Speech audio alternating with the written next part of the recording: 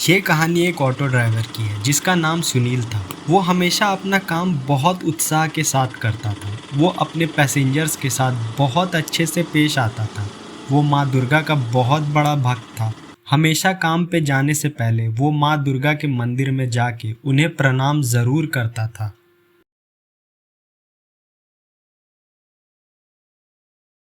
और जब भी वो मंदिर जाता था वहाँ हमेशा उसे एक बूढ़ी औरत दिखती थी जो उसे देखकर हंसती थी, पर सुनील ने कभी उनसे बात नहीं किया। सुनील को वो बूढ़ी औरत रोज उसी समय दिखती थी जब सुनील मंदिर जाता था, और रोज वैसे ही वो सुनील को देखकर हंसा करती थी। पर सुनील को समझ नहीं आता था कि वो औरत उसे देखकर क्यों हंसती है। एक दिन की बात है, सुनील हमेशा की तरह अपने काम पर निकला। उसने कई पैसेंजर्स को उनकी लोकेशंस पर पहुंचाया।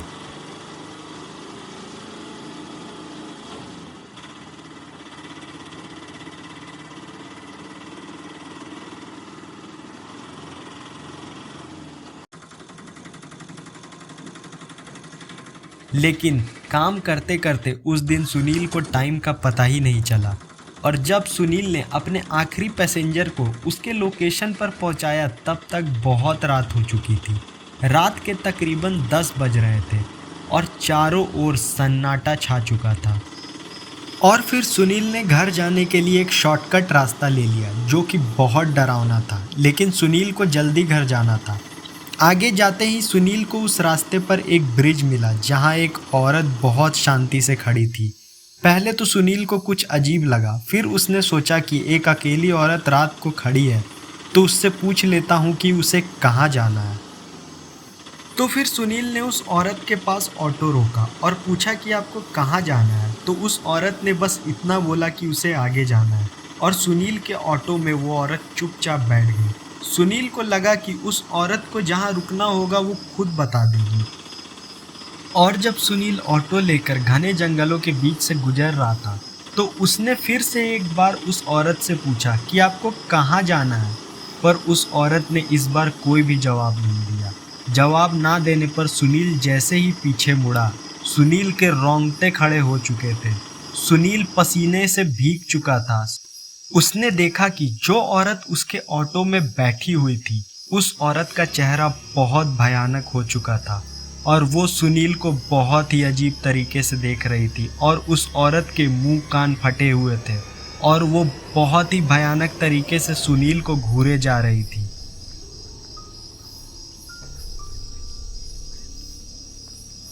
वो औरत बस अपना सर हिलाए जा रही थी, और सुनील ने जैसे ही उस औरत को देखा वो ऑटो से नीचे उतर गया, और वह इतना डर चुका था कि उसने अपने ऑटो को वहीं छोड़कर वहां से भागना चालू कर दिया।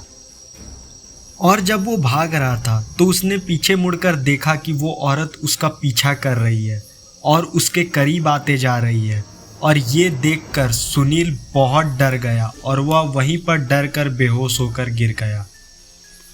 और जब सुनील बेहोश होकर उस सुनसान रास्ते पर गिर गया तो वो औरत सुनील को मारने के लिए सुनील के पास आने लगी। और जैसे ही वो औरत सुनील को मारने उसके पास आई वैसे ही उस जगह पर पूरी रोशनी हो गई। कुछ पल रोशनी होने के बाद जैसे ही वो रोशनी खत्म हुई वैसे ही वो औरत जो सुनील को मारने उसके पास आ गई थी वो जलने लगी और जोर जोर से चीखने लगी, और फिर थोड़े देर बाद वो औरत गायब हो गई। और फिर अचानक से वो बूढ़ी औरत जो रोज मंदिर में सुनील को मिलती थी और उसे देखकर हंसती थी वो वहां आ गई, और कुछ देर सुनील को वहां हंसते हुए देखा। और फिर सुनील को उस बूढ़ी औरत ने सुबह को उसके घर के पास छोड़ा, और फिर वो हंसते हुए वहां से चली गई। सुनील ने उस बूढ़ी औरत को धुंधली नजरों से देखा था जब वो सुनील को उसके घर के पास छोड़ रही थी।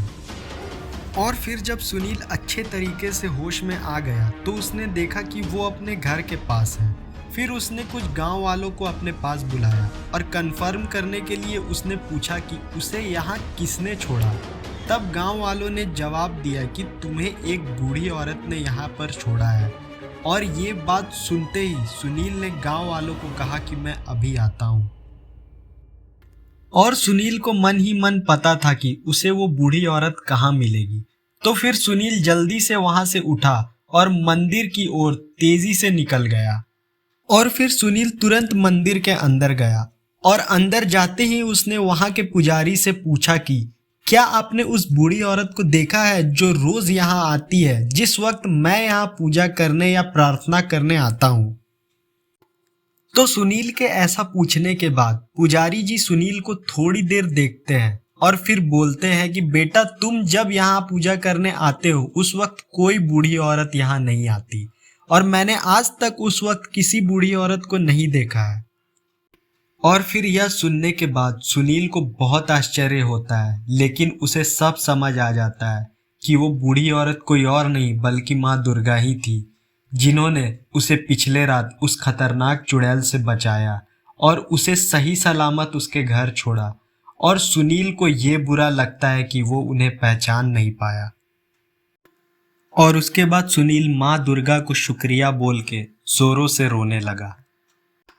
तो दोस्तों ऐसे ही कुछ एनिमेटेड वीडियोस के लिए लाइक, सब्सक्राइब, शेयर और सपोर्ट करें।